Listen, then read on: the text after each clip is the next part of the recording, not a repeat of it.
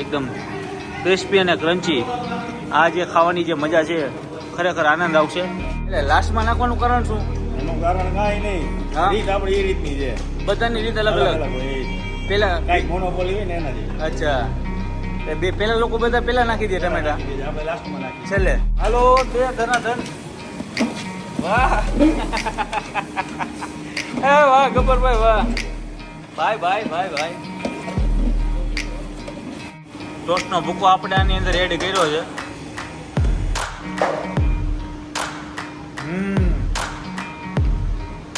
મોજ આવી ગઈ, મોજ. રઘુભાઈ જમાવટ હો, કાંઈ ઘટે નહીં.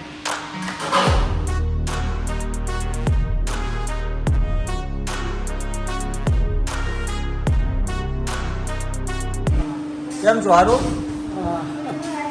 ને? આજે કેટલા આપણે કેટલા કિલો છે? 8 કિલો. અને બધા લોકોને મહાપ્રસાદ આપવાનો છે. પ્રસાદ બધું આપવાનું છે અને પોતે જાતે પોતે આખી પૂરીઓ કરે છે. તો આવી રીતના ચાપડી બની રહી છે. અને સાથે આજે મહાપ્રસાદનું આયોજન જે મોરબી માં ભગવતી ગ્રુપ ગરબી દ્વારા થવા જઈ રહ્યું છે. ગબ્બરભાઈ શું કરો તમે? ગબ્બરભાઈ તૈયારી માટે. અને અમારા બધા મિત્રો તે જો ટમેટા, ડુંગળી, લસણ બધું સુધારી નાખ્યું છે કમ્પ્લેટ.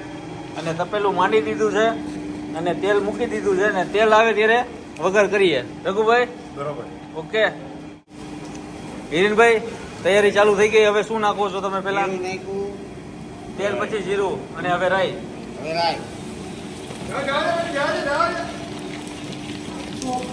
શું છે હિરેનભાઈ? તમાલપત્ર.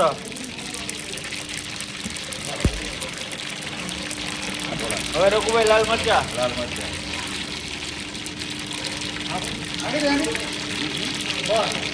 હાલો હવે ભાઈ શું છે? લસણની પેસ્ટ. લસણની પેસ્ટ નાખી છે. હવે મિત્રો આવશે આદુ મરચા.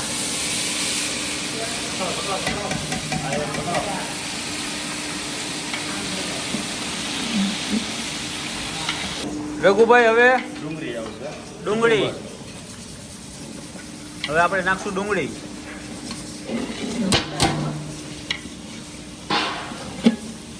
મિત્રો હવે નાખવાના છે આપણે બટેટાનું કટિંગ કર્યું હતું ઝીણું ઝીણું, એ આપણે આની અંદર એડ કરશું. રઘુભાઈ ટમેટાનું નાખ્યા? ટમેટા લાસ્ટમાં નાખીએ આપણે. છેલ્લે થોડુંક થઈ જાય ને હા પછી બટેટા આપણે એડ કરી નાખ્યા છે. હવે લાસ્ટમાં નાખશું આપણે ટમેટા. મિત્રો શાક બનાવવામાં પણ આટલી પ્રોસેસ થતી હોય છે. અને જો અત્યારે બધા મિત્રો સાથે બધા શાક બનાવી રહ્યા છે. અને ચાપડી આજે શાકનું પ્રસાદ છે. ને હવે બધી આના પછી પ્રોસેસ આપણી ચાલુ થશે. ત્યારબાદ આપણે નાખશું હવે ધાણા જીરું. હવે નાખશું આપણે હળદર. હવે નાખશું આપણે મરચું. આ સ્પાઈસી છે કે ઓલું છે? ના, બે મિક્સ છે. મિક્સ સ્પાઈસી ને ઓલું સ્પાઈસી અને આપણે શિમલા કાશ્મીરી લાલ મરચું ને તીખું બે શિમલા મરચું. બસ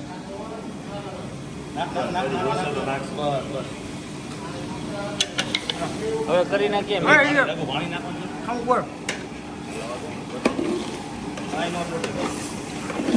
ભાઈ ભાઈ ભાઈ ભાઈ. હા ગબ્બરભાઈ. હા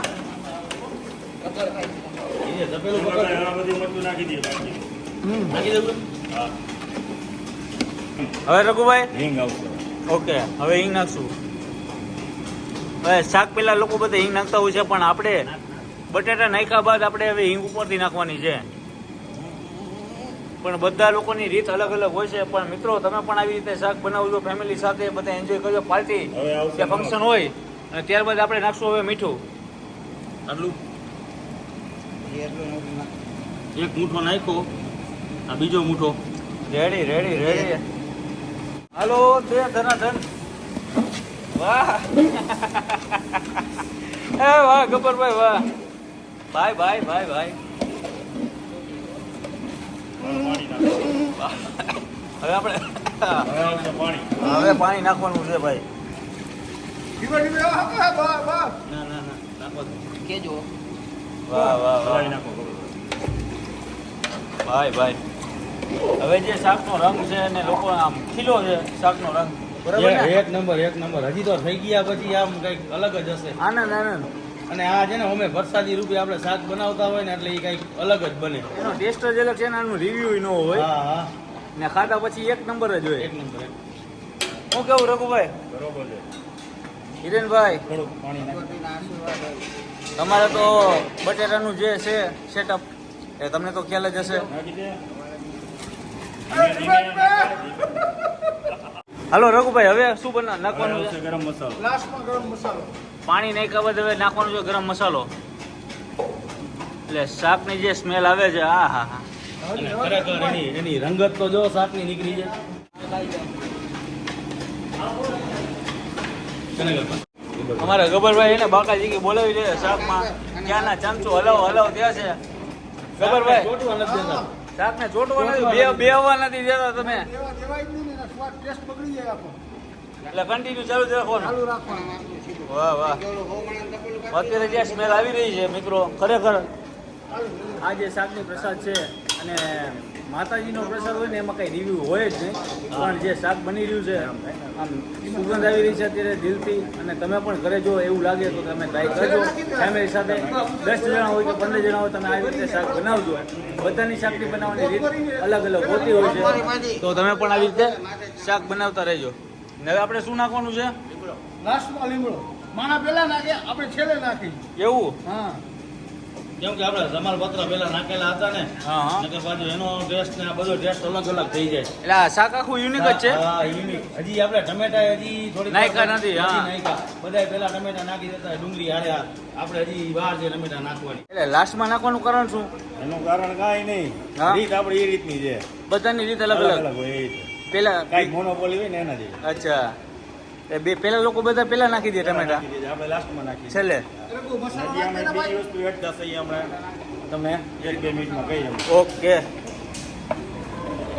મિત્રો હવે નાખવાના છે આપણે ટમેટા. હવે આની ઉપર આપણે ટમેટા એડ થાય છે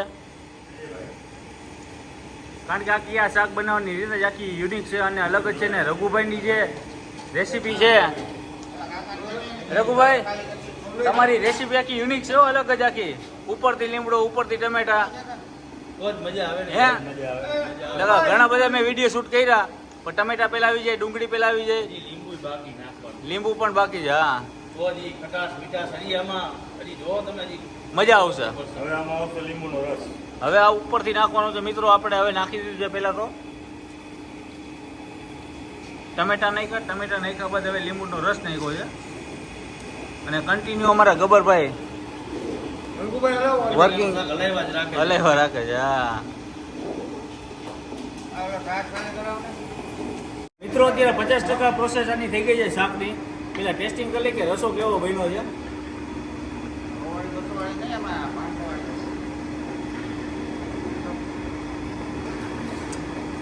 બરાબર થોડુંક લીંબુ ઘટે છે લીંબુ તીખાસમાં કેવું મિત્રો તીખાશ ખારાશ બધું બરાબર છે પણ થોડુંક લીંબુનો ટેસ્ટ થોડોક નાખવો પડે એવું હતું એટલે આપણે લીંબુ નખાવ્યું છે અને અમારા ગબ્બરભાઈ ક્યારના કન્ટિન્યુ અડધી કલાકથી શાક બનાવી રહ્યા છે અને હલાવ રહ્યા છે. ગબ્બરભાઈ થાય કે નથી ને તો વાંધો નહીં. હલો ભાઈ હવે આવશે ટોસ્ટનો ભૂકો. લાસ્ટમાં આવશે ટોસ્ટનો ભૂકો રઘુભાઈ લઈ હું લઈ આવ્યો તમે ટોસ્ટનો ભૂકો ટોસ્ટનો ભૂકો. ટોસ્ટનો આનાથી તમારે ગમે તેવી ગ્રેવી પતલી હોય ને એ 10 મિનિટમાં ઘટ થઈ જાય. ઘટવા. વાહ ભાઈ વાહ ટોસ્ટનો ભૂકો આપણે આની અંદર એડ કર્યો છે જેથી કરીને કે જે રસો આપણો પતલો હોય ને એ ઘટ થઈ જાય એકદમ. ના શાક બનશે એકદમ ટેસ્ટી અને જે લોકો ખાશે એ આંગળા ચાટતા રહી જવાના છે. શું કહેશો? એક નંબર. તમે જાયકું શાક મજા આવી કે નહીં? મજા આવી બધા પણ હજુ હજી 50% પાક્યું હોય પણ બાકી જ બટેટા નો ભાઈ કે રસો ગ્રેવી તો એક નંબર થઈ ગઈ ને. થઈ ગઈ ઓકે.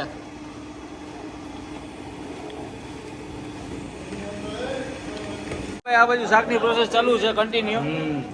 શાક પાકી રહ્યું છે અને આ બાજુ હવે તૈયારી આપણી થઈ રહી છે તાવાની. તો તાવાની પ્રોસેસ થાય છે ચાલુ. તાવડો માંડી દીધો છે. તો હવે કઈ રીતના થાય છે તમને બધું બતાવીએ. અને પૂરી બધી ઓલરેડી આપણી થઈ ગઈ છે. ને આપણા તકાવરીથી સંસારની મેળીથી ગોપાલભાઈ ગોપાલભાઈ જે વિડીયો આવે છે અવારનવાર સંસારની મેળી કેતન રાઠોડ આઈડી છે ઇન્સ્ટાગ્રામમાં, હા તમે જોઈ શકો છો. બધા મેળીમાંના જ વિડીયો હશે એમાં. ગોપાલભાઈ પૂરીઓ કરી રહ્યા છો ને?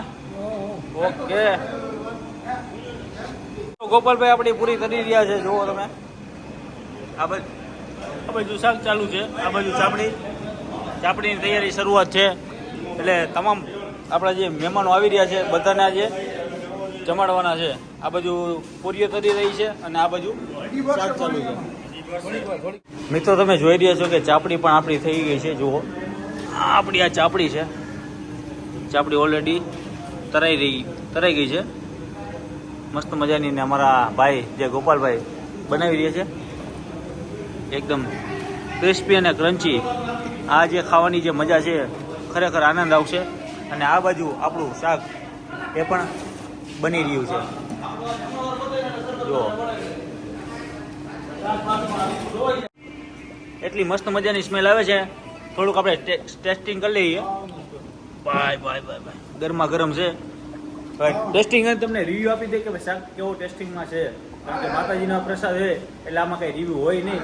બાકી પ્રસાદ બેનો છે જોરદાર. ને આ બાજુ આપણી પૂરીઓ પણ તૈયાર છે, ચાલુ જ છે અત્યારે ઓલરેડી. અને આટલી પૂરીઓ થઈ ગઈ છે. અને ગોપાલભાઈ અમારા પૂરીઓ કન્ટિન્યુ ચાલુ છે. રાજકોટ પણ ગયા છે. ક્યાં ગયા ગોપાલભાઈ તમે? રાજકોટ, જામનગર, આજુબાજુના વિસ્તારમાં તમામ ગોપાલભાઈને ફોન કરીને બોલાવે છે. આપણા નંબર શું છે ગોપાલભાઈ?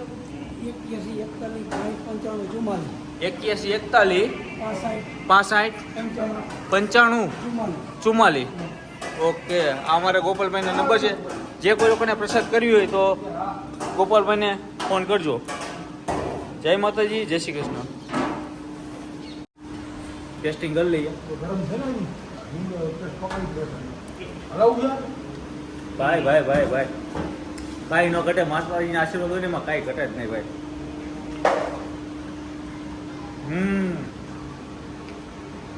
મોજ આવી ગઈ મોજ. જગુભાઈ જમાવટો કાંઈ ઘટે નહીં. મિત્રો શાક થઈ ગયું છે ઓલરેડી તૈયાર. અને હવે આપણે નાખશું કોથમરીનો શણગાર. એટલે આપણું શાક થઈ ગયું છે ઓકે. કારણ કે ટેસ્ટ પણ કર્યો અને મજા આવી ગઈ. તો હવે આપણે શાક પ્રસાદ માટે રેડી છે.